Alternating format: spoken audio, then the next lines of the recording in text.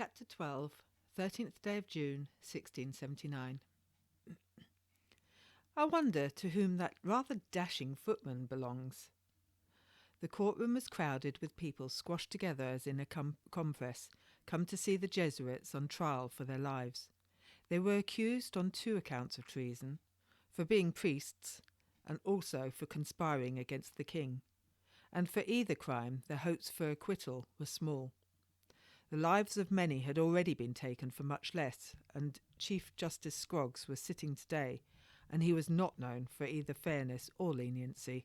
The crowd would have their blood, no less.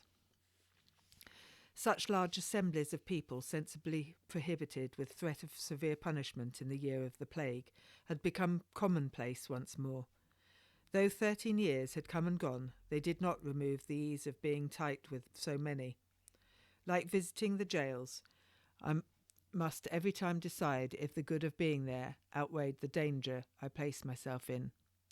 This day, knowledge of how the Jesuits fared in court tipped the scales against the risk. I turned to see to whom the man referred, and was caught off my balance by how close the gentleman stood to my skirt.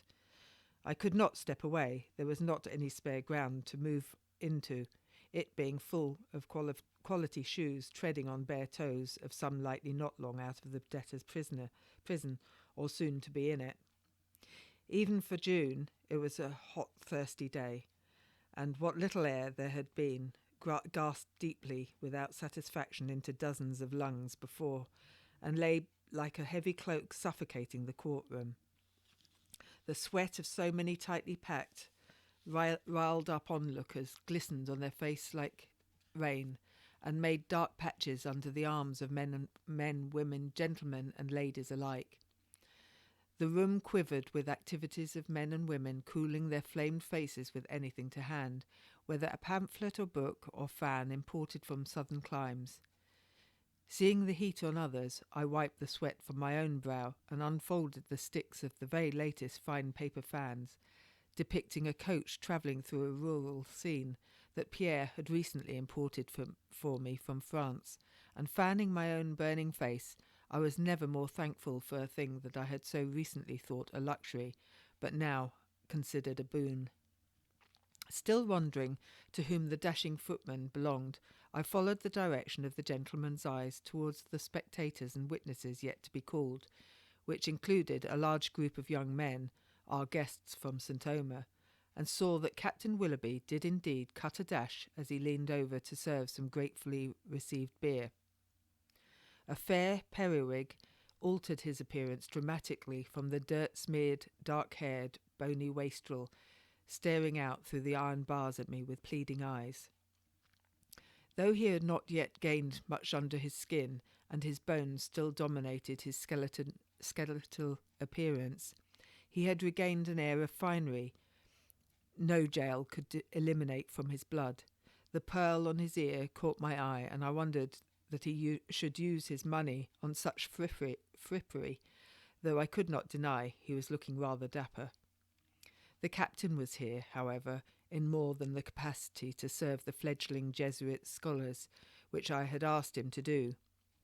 Our Lady Paris was good enough to talk with her husband and the other lords in the tower, and when they found out how nicely Willoughby was able to take dictation, they elected to make good use of him, and now employed him, for a good wage of £3 a week, to write a fair account of this and other trials, and to carry messages for them. Now he took the empty beer glass from Master Townley, and as he stood, looked in my direction, saw me watching him, and winked. The refinery he had regained came with an element of cockiness. Rather than respond, I turned my attention back to the gentleman that had noticed him, and said, "Indeed, he cuts a fine figure, does he not? That footman is my husband's man, but has kindly offered to serve our guests from Flanders in court today." I hoped my flush was not visible amongst so many flushed faces. "You are acquainted with the Jesuits?" he asked. I was hard-pressed to fathom whether the increased interest in his voice was for good or bad. It would be a fine day when suspicion of spies did not colour every conversation. I am acquainted with the Duchess of York, and she appealed to me to take in the boy witnesses as a favour to her. So your loyalty is not with the Jesuits. They are guilty, I own. Am I a judge of that? I said, drawing on inner composure, since in this heat I had none to support me outside. How do you suppose I might decide their guilt before the trial has begun, and if the jury is not yet to make a decision? I am sure, as a fair-minded person, I would hear their testimony and that of their witnesses before making any judgment, for we are not so knowledgeable of more than the indictment at this time. Is that not so? I hoped I cloaked the scold enough to avoid reproach. I imagined myself in the scold's bridle, an iron muzzle that sat around the head with a spike in the mouth that prevented the wearer moving their tongue. It was a cruel device that was brought down from Scotland, designed to punish those that spoke out of turn, or those that were thought to. Good fortune had the man distracted as the judges and spectators returned to the business of the court by Judge North hanging his gavel on the table. I held little conviction this gentleman was more than a spectator of other people's lives, and was certain he would not have a thing to add to any. I excused myself politely, hardly noticed by my brief conversational partner. I would lief have been with the St. Omer boys, but the crowd would not allow me reaching them, so I shuffled to a position I could better see. I was close enough to the door so that if a breeze happened by, it might make an acquaintance. A dozen judges and court officials sat at the bench, all wearing long grey periwigs, except one that sported his own curly brown hair long, finished talking amongst themselves, but continued to sip occasionally from their cups of beer. I knew most of them from sitting in on other trials this last year. Judge North fidgeted with his papers, turned pages, perhaps reminding himself of some detail of what had gone before, while he awaited the silence his gavel demanded. At least 4 of them were knights, Scroggs, Jones, Levins, and Jeffreys, and each was a rough and hardened Protestant. Indeed, it was illegal for a Catholic to be employed by the state, and equally impossible for the Jesuits to be judged by their peers. The jury would be of the Church of England, as was the way of it. Most of the judges' faces were creased with 50 years or more living, the exception being young Sir Jeffreys, who had already made a name for himself in the courts for his scathing attitude towards Catholics and fellow judges alike. And then there was Sir Scroggs. Word on the street was that Scroggs had set the so-called murderers, Berry, Green and Hill, to the gallows without a sincere hearing, and against proof that they were elsewhere at the time of the death of the magistrate Sir Edmund Berry Godfrey. He had not looked for justice but revenge. In the words of Tom, the royal blacksmith that I overheard outside the Rainbow Coffee House, from what I heard, he hanged 'em to court favour with the king. Maybe he knew and maybe he did not. There was far too much that came from the imagination these days. Before the interlude, Titus Oates, the main accuser and the witness against the Catholics, had spewed his lies all over the courtroom to stick in the craw of those of us who knew his twisted words were the vilest of stories. He had taken moments of God's own truth and spun them into complicated blasphemy against the very Bible he had kissed upon his oath. His fingers pointed first to one Jesuit, then each of the others brought here to be tried today. He brazenly claimed that they had made plans to kill the king and overthrow the country, and then further planned to force the entire 3 kingdoms to convert to Catholicism or die. His accusations reached inside people on the street and in the court, twisting their fears and making them hate. The packed, whispering court seemed willingly to believe him absolutely, occasionally jeering or shouting their assent with what he said. I was certain, on another day to come, Oates would also enjoy pointing his unctuous fat finger at James Corker, the 6th Jesuit, for whom the judges had earlier indulged the plea for extra time to prepare a defence and call witnesses. Less welcome was their indulgence of Oates' inconsistent and imprecise testimony. He could not be sure whether it was this month or that when he had seen such and such a person, or whether it was the beginning or middle of the month, vital points for the prisoners to prove their own whereabouts at these times, and yet the judge did not question. He could not be precise about any of it. Not for me to speak out and say that they were at fault for this, when no others perceived such, but it seemed to me, each time the prisoners asked for clarification, their queries were swept aside as though the answers could make no difference, despite the importance of those details.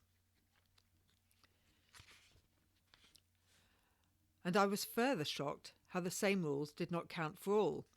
For when the young students from St. Omer stood up, and though they were more precise about the time that Oates stayed in their college, and their memories of him being there agreed with each other, even to remembering exactly where he had sat in the dining hall in the college at those times, and stories about him in the garden when he said he was in England, Scroggs had the court laughing at them for not being absolutely certain of some petty detail or another during the cross-examination by several judges at once.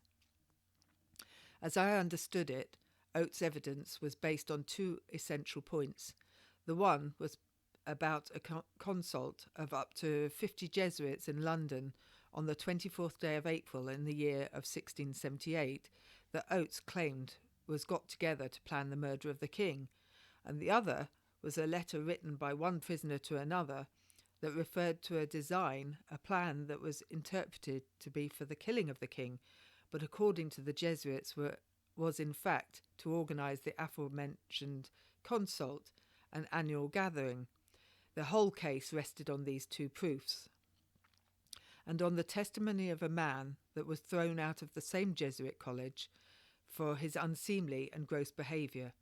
He had been none too quiet, speaking out against Catholics whensoever he had opportunity. His revenge was strong against those that were intolerant to his abhorrences, for which they had thrown this particular viper from their nest. For this he had snatched so many good innocent people from their homes and condemned them with lies and without fair trial. He could not even keep his lies straight. Thus far, the answers of the prisoners convinced me of their truth more heartedly than did Oates, and the last witness against them, a man called Stephen Dugdale, steward to Lord Aston. It was the latter that had first pointed the finger at and given evidence against Lord Paris and the other four lords, now in the Tower. Dugdale was so well spoken and had so much wit that he had the manner of one who spoke the truth. Yet there were rumours his master had dismissed him for embezzlement. A snake with a silver tongue is still a snake. The break had been to await the arrival of the next witness after the man Dugdale.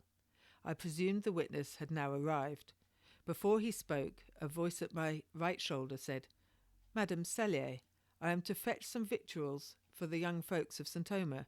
Might I also find favour with you and bring something to wet your throat?" It was Captain Willoughby. Even loving Pierre, I could not prevent the usual flutter behind my ribs at the smooth delivery of words and sincere face. "If you are in a tavern, a beer would surely wash the dust from my throat. I thank you, sir." He nodded and smiled at his flirtatious answer. "For you, madam, I would ride to John O'Groats or Land's End to find such a tavern. Indeed, I would search the whole world over for one." "I do not ask you to travel so far, Captain, merely 50 paces.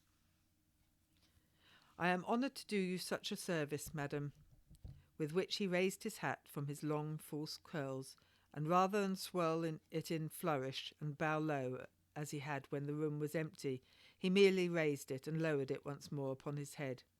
I stayed longer in the tavern than necessary. I later heard he had stayed longer in the tavern than necessary, and had washed his own throat very thoroughly while he collected the drinks.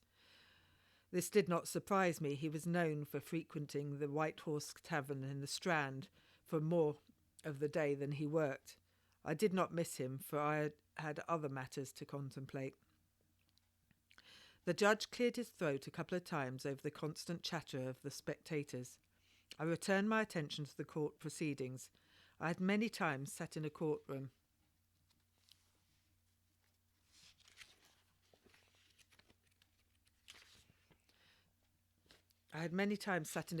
Since that time, more than a year ago, when I was attacked in the street, but that had been in the sessions. Even then, the nature of the court stirred me. Its dreamlike flavour gave me a taste of another world, where every event of the past mattered and shaped the present and future, gave me a yearning to learn more of how the justice process worked. Any tried for treason would be at the Old Bailey, where serious crimes were dealt with. Something told me I must remember everything, learn how it worked, for that knowledge might one day become advantageous. Already, on the first morning, I had learned one could dismiss people assigned to the jury for various reasons. Sir Creswell Levens had made me burn with rage at his opening speech. He had made clear that this country had put up with the presence of Catholic priests, though they be illegal. Then he had gone on to proclaim them akin to the bloody murderers that carried out the massacres in Merindol and Paris and Ireland, warning the defendants they would not have the satisfaction of suffering for their religion, that this was not what they were being tried for. It was cleverly done, and turned the court against the prisoners before my testimony was heard, if it were possible to skew opinion more.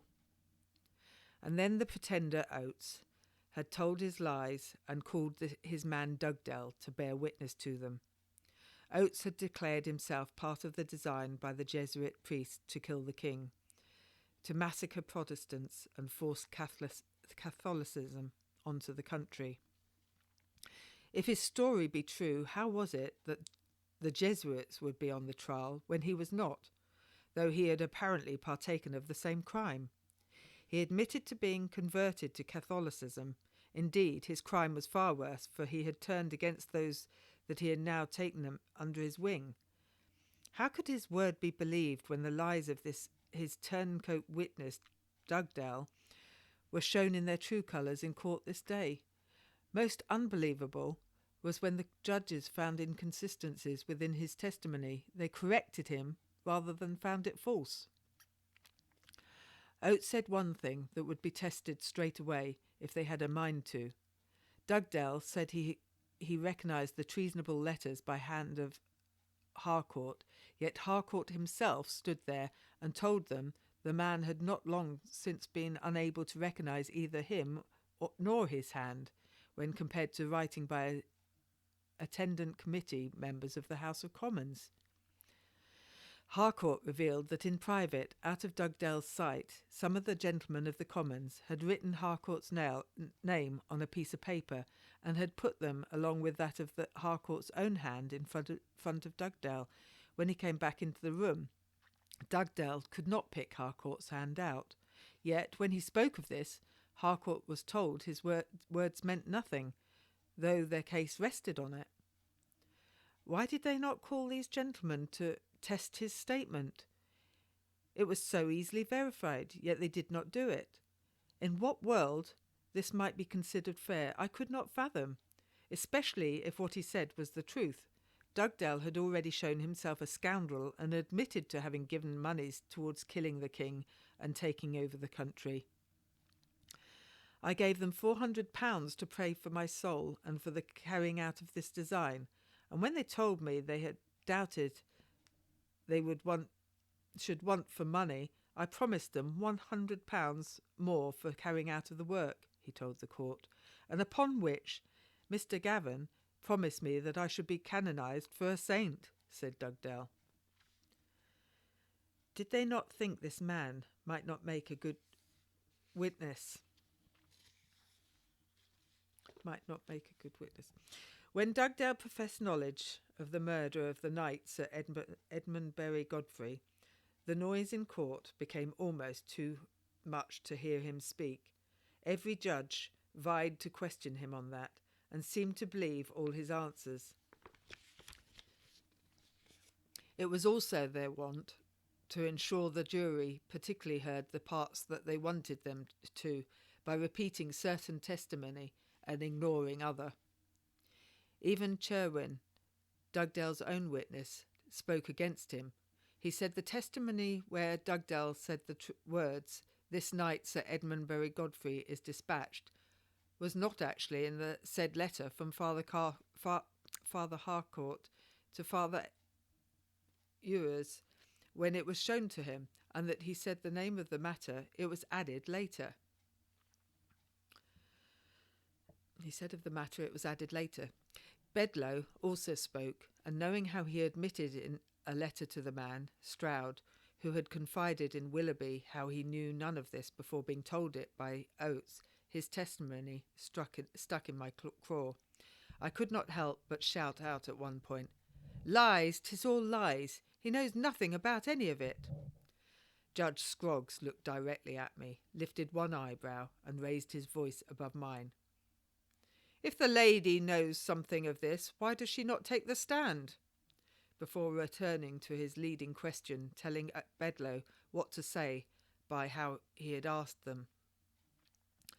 The judges treated the boys from St. Omer disgracefully. When it was their turn to give testimony, they were not let to swear on the Bible, though they wished to, for they were Catholics. One judge had the disrespect to openly tell them that, because of their religion, they could not be trusted.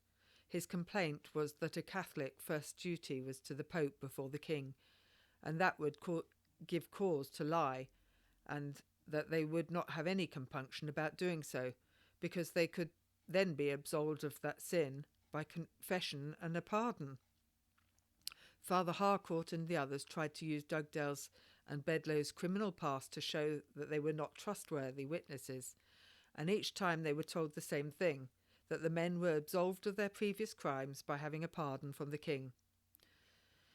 I was struck by the irony and hypocrisy of this.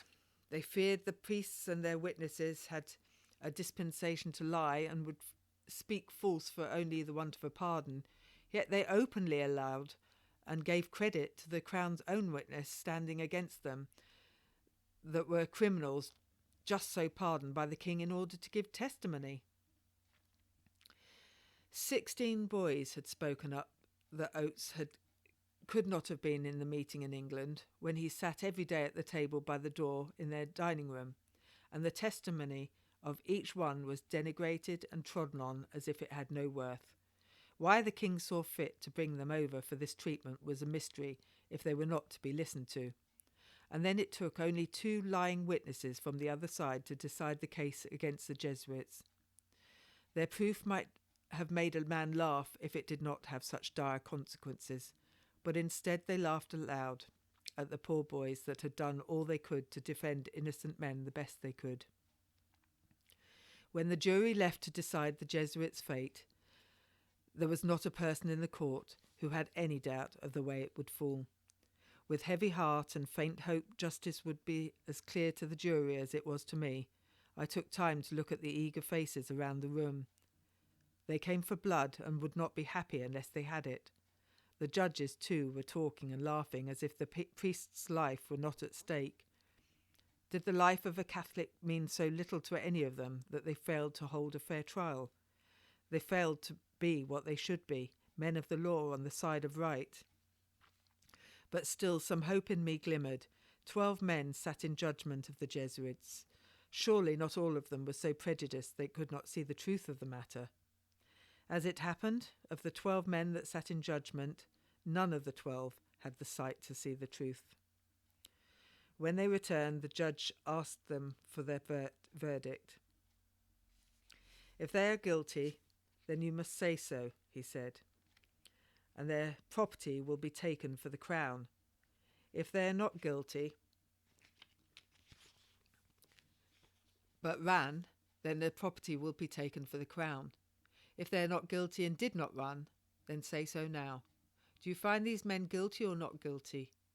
He then ran through the names of the priests: John Gavin, William Harcourt, Anthony Turner, Thomas Whitbread, John Fenwick, and for each a verdict of guilty was given.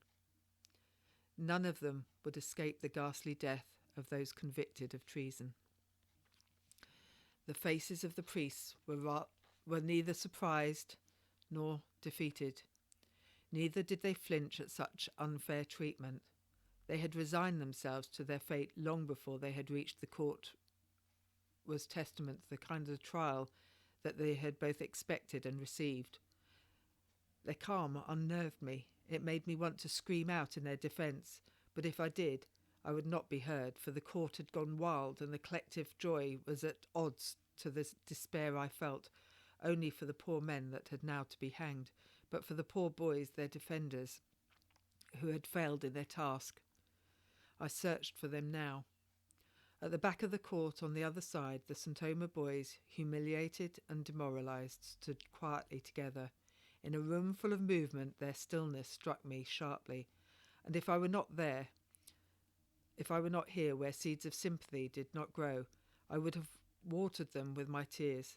I mourned for their own lost innocence, for many of them had truly believed that truth could not fail to reveal itself to all others, and that their testimony to it would be enough to turn the winds of lies from present course.